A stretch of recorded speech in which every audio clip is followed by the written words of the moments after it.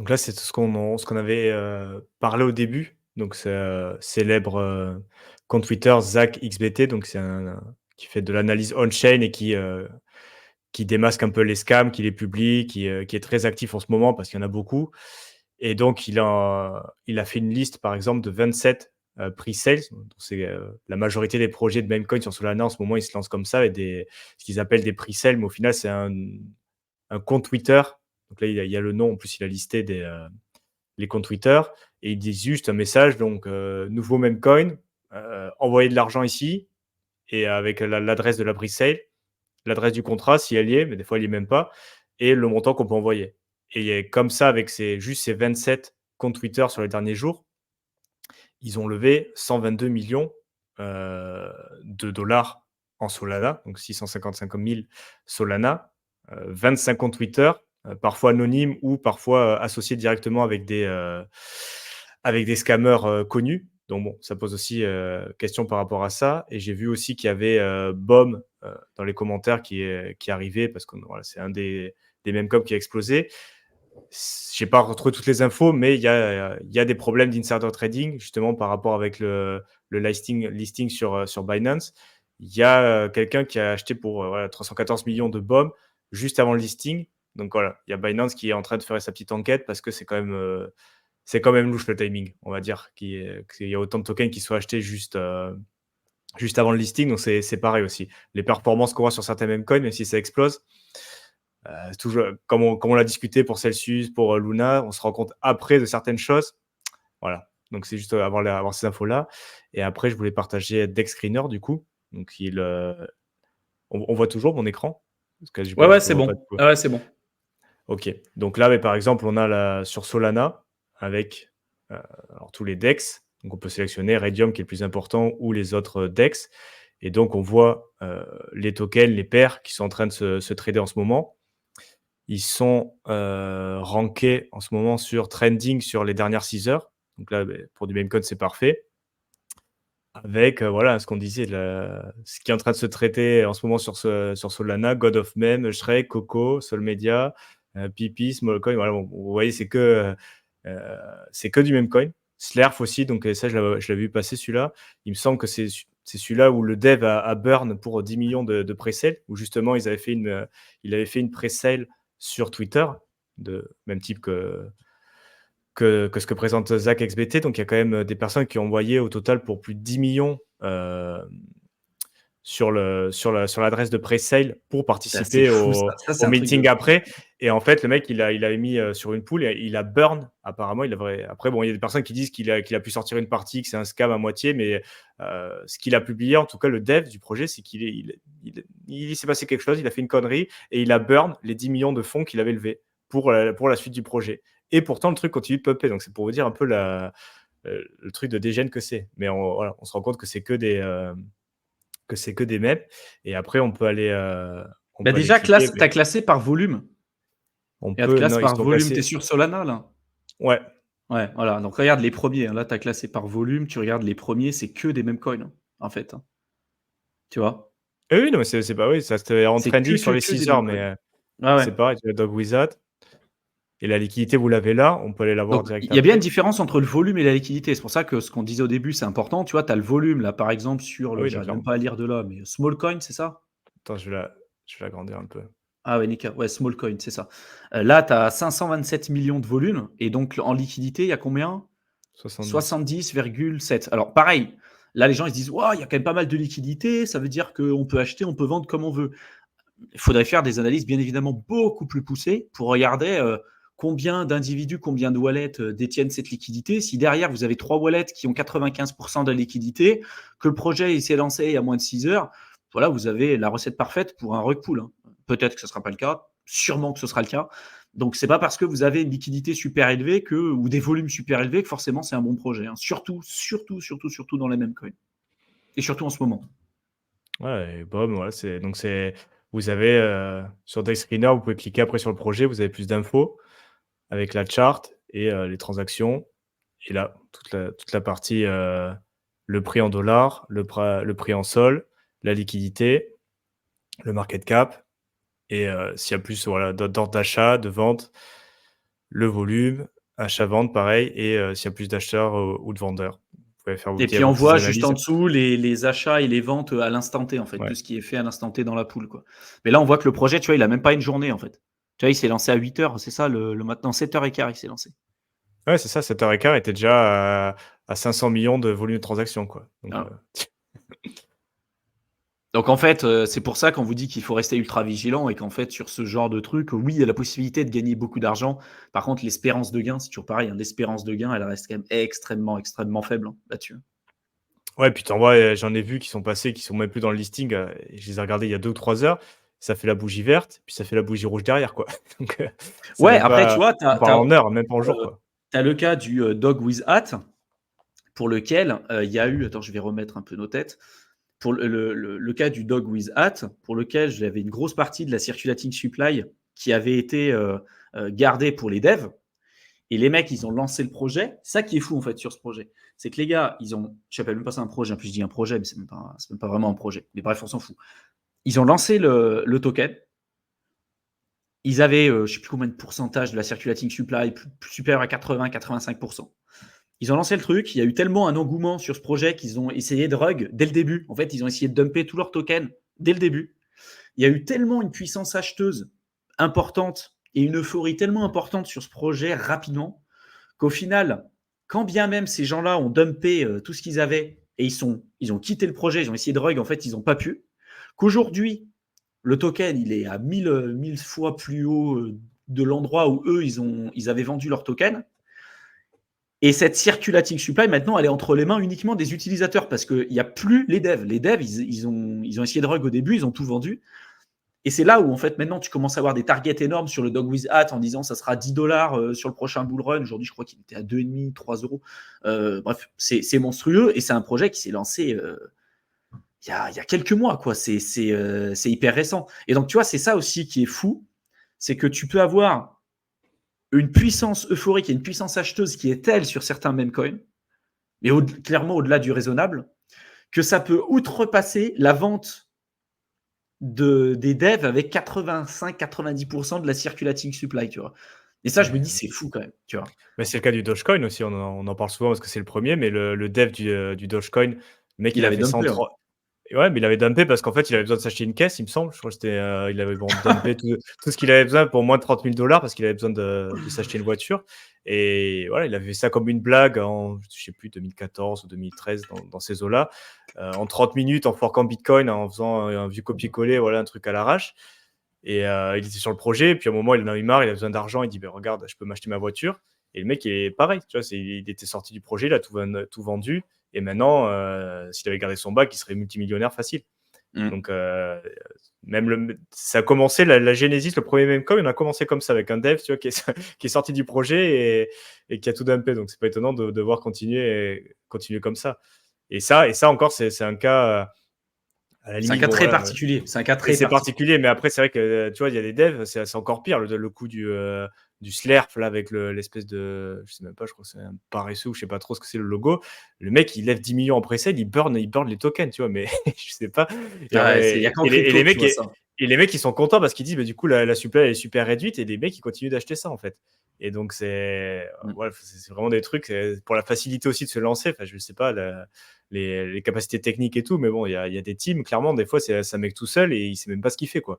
Il a eu de la chance, donc voilà. C'est la crypto, comme tu dis, il y a que cet écosystème-là où tu vois ça. Dans l'investissement un peu plus traditionnel, il y a beaucoup de scams aussi, mais c'est pas aussi flagrant et aussi débile, quoi. Parce que là, clairement, c'est débile. Ah mais c'est clairement débile, tu vois. Mais je pense que quand tu es dans la crypto, si tu rentres dans la crypto avec uniquement l'esprit qu'on a, globalement, hein, de dire attention, gestion de risque, Mm. toutes ces choses-là, analyse fondamentale, analyse on-chain, tout ce qu'on enseigne sur le programme Crypto Investisseur, par exemple, et ce qu'on présente sur la chaîne YouTube depuis 2018, si tu restes uniquement là-dessus, je pense que tu peux louper quand même énormément d'opportunités et tu peux passer à côté de beaucoup de choses. Parce que la crypto, tu vois, on dit par exemple, un adage, l'argent gratuit n'existe pas. Manque de bol, en crypto, ça existe. Les airdrops, ça existe. Voilà. Tu peux utiliser un projet, tac, moi j'avais reçu l'airdrop d'Uni, 400 Uni, je ne sais plus combien ça valait à l'époque, mais ça représentait quand même un gros chèque, tu vois. Donc de dire aux gens, l'argent gratuit n'existe pas, oui. Et dans 99,99999% des cas à côté, si vous évitez ce truc-là, vous allez éviter les scams. En crypto, si tu as cette mentalité, tu laisses beaucoup d'argent sur la table. En crypto, si tu n'as pas une petite partie de digen ou de compréhension globalement comment ça peut fonctionner, tu vois, pour le cas du Dogecoin, tu avais tout qui allait contre ce truc-là. Tu vois, Dogecoin, ce n'est pas un fork du Bitcoin, c'est un fork du Litecoin, je crois. Donc, le Litecoin, c'est un fork de Bitcoin. Et le Dogecoin, je crois que c'est un fork de Litecoin. Bon, bref. Avec juste un changement de logo, parce que pour le coup, c'est le même truc, mais avec une inflation beaucoup plus importante et puis une tête de chien. Si on revient en 2014-2015 et on demande à 99,999% des gens qu'est-ce qu'ils pensent du Dogecoin, ils auraient tous dit que c'est de la merde. Pour autant, c'est un projet qui a surperformé la Blue Chips depuis le début. Et même surperformé l'Ether, parce qu'en plus, ça a surperformé l'Ether, ça a surperformé le Bitcoin, etc. Et ça, depuis le départ. Donc, tu vois, je me dis, comme ce qu'on expliquait sur le précédent live, à partir de quel moment tu considères que ton raisonnement, il ne tient plus la route ou il est faux, ou tu remets en cause ton scénario, tu vois. Un peu comme Peter Schiff, qui dit depuis le début, Bitcoin c'est pourri à 1 euro, c'est pourri à 10, c'est pourri à 100, c'est pourri à 1000, c'est pourri à 10 000. Quand il sera à 10 millions, il dira peut-être machin. Mais je pense que là, en fait, il est tellement matrixé qu'il ne changera jamais. Nouriel Robini, c'est pareil. Il avait commencé à changer, je crois que tu en avais parlé. Voilà. Mais tu as Nouriel Robini qui est pareil, lui, c'est terrible pour ça. Tu as le créateur du Signe Noir, enfin l'écrivain du Signe Noir, Nassim Nicolas Taleb, qui lui depuis le début te dit que c'est pourri. C'est des gens qui sont quand même intelligents, c'est pas des teuteux les types.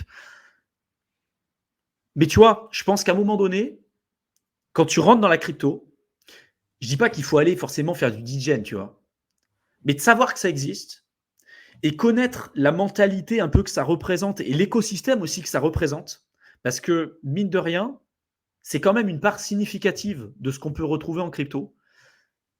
Et l'histoire montre qu'il y a quand même des choses intéressantes à faire là-dessus, avec une partie de son portefeuille, pas faire n'importe quoi, on en revient toujours aux mêmes bases. Mais tu vois, c'est encore une fois, c'est pas tout blanc, tout noir.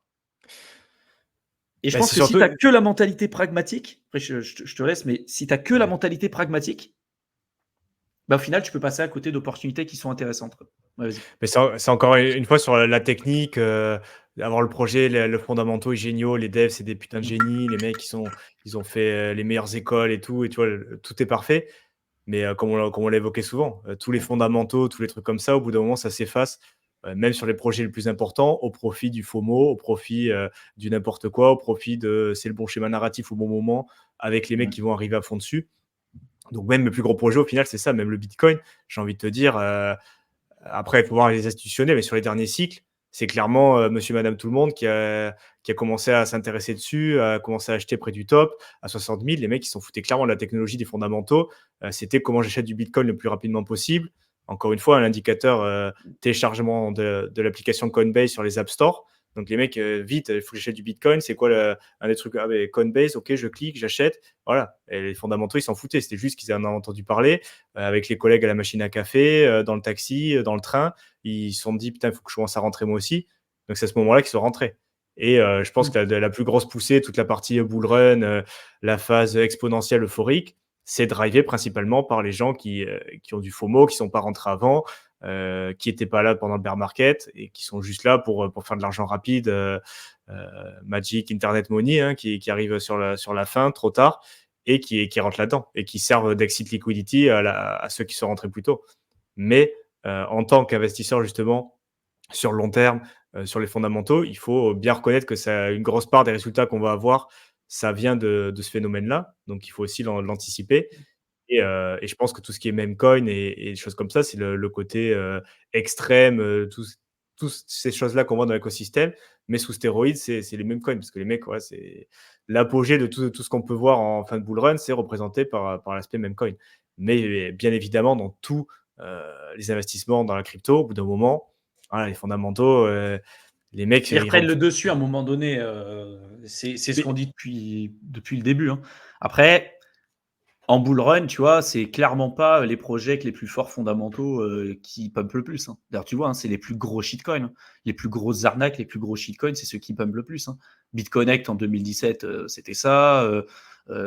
Terra Luna avant que ça rug, c'était pareil, ça avait des super performances. Alors tout le monde à l'époque disait que c'était pas un scam ou n'importe quoi. Le FTT de FTX, pareil, ça avait des super performances. Après, c'était pas des mêmes coins non plus. Il y avait un intérêt de les détenir dans leurs écosystèmes respectifs.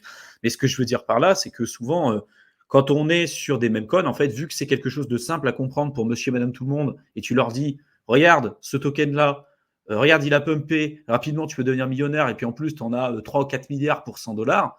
Tu leur dis, bah, regarde, si ça monte à 1 centime, tu es déjà multimillionnaire. La plupart des gens, c'est ce qu'ils recherchent. Alors, ils vont se faire avoir, ils vont continuer de se faire avoir. Mais je pense que ça répond aussi à une partie grosse partie, en tout cas, c'est par rapport à ça. Mais tout notre échange, c'est basé sur le fait, et je pense qu'on a donné notre avis tous les deux. Hein. Vous nous direz, pour tous ceux là qui sont en live, si pour vous, vous êtes plutôt d'accord avec ce qu'on a dit ou pas du tout d'accord. Et est-ce que pour vous, les mêmes coins, ça peut avoir une place dans un portefeuille? Et si oui, éventuellement, quelle proportion? Mais je pense que déjà, tous les mêmes coins ne se ressemblent pas. Le cas du Dogecoin, du Shiba, vraiment le cas du Dogecoin, c'est un cas très spécifique. Et puis après, il y a éventuellement tous les autres. Est-ce qu'il n'y a pas une part éventuellement à voir là-dessus? Parce que peut-être que dans les prochaines années, je ne sais pas comment tu vois l'avenir, toi aussi, Théo, là-dessus. Est-ce que tu penses qu'à l'avenir, les mêmes coins auront toujours leur place? Je sais pas, tu prends dans 10 ans. Tu peux prendre ta machine à avancer dans le temps et tu viens dans 10 ans, 15 ans, 20 ans. Est-ce que tu penses qu'il y aura toujours des mêmes coins? Ou est-ce que tu penses que typiquement, c'est un truc, là, c'est un peu éphémère, tu vois. Le cas du Dogecoin, le Shiba et tout, ça n'existera plus. Il n'y aura que des cryptos qui auront un fondamental fort. Ou est-ce qu'il y aura toujours une place pour ce genre de projet? Bah, ça dépendra en fait de l'évolution d'internet, j'ai envie de te dire, parce que tous les mêmes coins, à mon avis, ça vient de toute la culture internet des mèmes, hein. Mmh. Reddit, 9gag, 4chan, bon tous les forums où on partage des mèmes, donc c'est quelque chose qui est assez connu et au final, c'est, comme beaucoup de nouveaux schémas narratifs ou comme beaucoup de choses qui arrivent dans la crypto, c'est, un mélange de la crypto-monnaie, plus quelque chose qui existait à côté. Là, on voit la real world asset, les tokenisations, mais c'est juste la crypto qui rencontre l'IA, la crypto qui rencontre le gaming, la crypto qui rencontre les mèmes. Donc, ça dépendra de comment évolue Internet, parce qu'il y a quand même pas mal de changements aussi sur les acteurs, comment on interagit. Je pense que s'il y a toujours des mèmes, et je pense qu'on est quand même bien parti parce que c'est vrai que c'est quand même rigolo de se connecter à son groupe de mèmes favoris, de regarder des trucs qui sont drôles. Donc, tant qu'il y aura ça qui existera sur Internet, je pense que les mèmes coins fonctionnera. Parce qu'il y a des Ouais. personnes, comme tu l'as dit, pour l'onboarding, ça fonctionne. Tu es sur Internet, tu es sur Reddit, tu es sur 9gag, tu es habitué à avoir des mèmes. Tu vois, on te parle de crypto, la première image que tu vois, c'est un truc rigolo que tu as l'habitude de voir sur tes applications que tu vois journalièrement.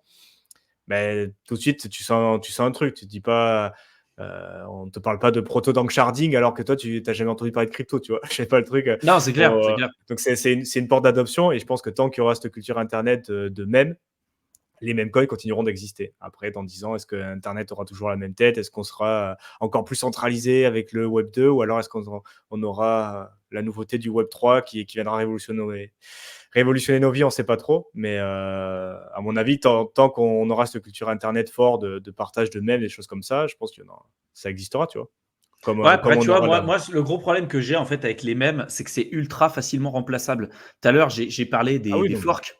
Tu fais un fork du Bitcoin. Il y a combien qui ont fait des forks du Bitcoin pour autant, on a toujours un vrai Bitcoin, en tout cas, qui est adopté de manière mainstream. Tu peux forker un code, mais tu peux pas forker une communauté, tu peux pas forker surtout un historique aussi et une confiance envers un réseau particulier. Et je me dis, tu vois, les mêmes coins, le gros problème en fait qu'on a là-dessus, c'est que c'est ultra facilement remplaçable. Et du jour au lendemain, tu as un projet qui peut être très bien, et du jour au lendemain, clac, tu n'en entends plus parler, tu en as un deuxième qui prend le dessus et qui prend toute la place en fait. Et c'est ça en fait le gros problème que j'ai. Si demain, je sais pas, tu as investi sur l'Ether, tu en as combien qui ont dit ah, je vais créer un Ether 2.0, un Ethereum killer. On a vu ce que ça a donné à chaque fois que les gens se labellisaient en tant qu'Ethereum killer. Hein, tu vois, même EOS qui avait levé 4,3 milliards dans son ICO sur 2017, tout le monde en parlait. Là aujourd'hui, Dan Larimer est parti, puis il a complètement abandonné le projet. Et au final, tu vois, c'est un peu ça. C'est que je me dis, quel est vraiment l'avantage concurrentiel d'un meme coin par rapport à un autre? En fait, c'est la viralité. C'est la commu, on est d'accord. Mais la plupart des mecs qui sont dans les meme coins, ils ne sont pas sur des meme coins parce que c'est un projet qu'il a depuis longtemps, parce que c'est un projet, je sais pas, où ils vont regarder la circulating supply, ils vont regarder l'émission de nouveaux tokens. Ils s'en foutent de ça, tu vois. Ils se disent juste, voilà, il y a une tête de grenouille, le PP, ou il y a le Shiba, ou il y a le truc. Et je me dis, bah, aujourd'hui, ils aiment bien le Shiba, demain, ça va être un chat, demain, ça va être un autre truc. Tu vois, c'est un peu ça le gros problème. Alors, c'est pour ça que il y en a Ouais, le certains dernier qui. commentaire résume bien, je pense que ce qu'on a évoqué. Je pense qu'on est un peu dans la même, Exactement. mentalité. Et Mmh. puis, là, pour ce commentaire qui disait détenir un meme coin bof, et c'est même pas un truc que je peux détenir sereinement en bear market. Moi non plus. C'est pour ça que je me dis un meme coin, en fait, quand il y a des choses qui se passent, en avoir en boule, et puis essayer d'extraire une performance du marché des meme coins à l'instant T pour capitaliser et renforcer nos positions, je sais pas, sur du Bitcoin, de l'Ether ou des grosses cryptos, pourquoi pas. Mais en aucun cas, des meme coins, tu les gardes en bear. Parce que je crois qu'il y en a vraiment très très peu qui ont surremonter après un bear, tu vois. Le cas de Shiba, le cas du Doge, le PP, c'est son premier cycle. Le reste, c'est inexistant. Puis surtout l'aspect petite partie du portefeuille aussi, il y a des commentaires dans ce sens-là. Ouais. Pourquoi pas sur une période de bull run quand c'est n'importe quoi et sur une petite partie du portefeuille. Mais voilà, c'est même pas obligé. Cet aspect de, essayer un petit peu pour, pouvoir, se gratter le nez un petit peu si ça nous démange de participer au FOMO, sur une toute petite partie en période de bull run. Mais clairement, voilà, moi je prendrais aucun projet, comme il y en a certains qui disaient, de faire du holding sur certains projets sur 20 ans. Sur les mêmes coins, on comprend bien que voilà, Non, mais c'est clair. c'est pas, Ouais, ça, c'est ce que disait dans, ça va être difficile d'éliminer, enfin, d'éliminer les mêmes du moment que l'argent facile, ça marche et ça marchera. Ouais. C'est ça, ça attire et ça marche, c'est clair. Donc je pense qu'on est plutôt d'accord. Si vous avez d'autres questions, hein, que ce soit sur les mêmes ou sur autre chose, vraiment, n'hésitez pas. Je pense que là, on a fait le tour un peu du sujet. Je ne sais pas si tu voulais présenter autre chose, Théo, ouais, bah, un sur les dernier mêmes. petit truc parce il y a Meatmaker qui avait dit: «Si on analyse le pire shitcoin, quasiment reste le dollar». En parlant de même, je vais partager un petit post. C'était à quelle heure ça? Ah oui, c'est bon. Partager. Je pense peut-être il faisait référence à ça, à ce Ouais, post-là. c'était Circulating Supply. Ouais, c'est ça, je l'avais vu ça. Ouais, Ouais. qui refait surface en ce moment, qui est de 2021, mais qui a été repartagé pas mal, où on nous dit, waouh, ces scam coins, ils sont en train de devenir fous. Quelqu'un vient juste de me parler d'un où il y a 27 trillions en circulation, pas de limite de supply, d'émission du coup, seulement un nœud, 25 de la supply qui a été, créée dans les 6 derniers mois et il y a 1 des holders qui ont, 30 de la supply. Ah non, c'est pas Memecoin, c'est juste, l'US dollar. Donc ça, c'est des données qui sont vraies pour le coup Ouais, et c'est c'est un vrai même. qu'encore une fois, ouais. Donc bon, effectivement, US dollar en termes de réserve de valeur, c'est pas non plus le top, quoi. Après, est-ce que le même coin, c'est une meilleure Non, réserve non, de non, valeur que le pas dollar? pas du tout. Pas non plus, tu vois. Mais Faites pas dire ce que je n'ai pas dit, mais bon, c'est vrai que, voilà. Ouais, je préfère mieux prendre de l'avance là-dessus oui, parce qu'il y oui, en a certains, des fois, ils clippent nos propos.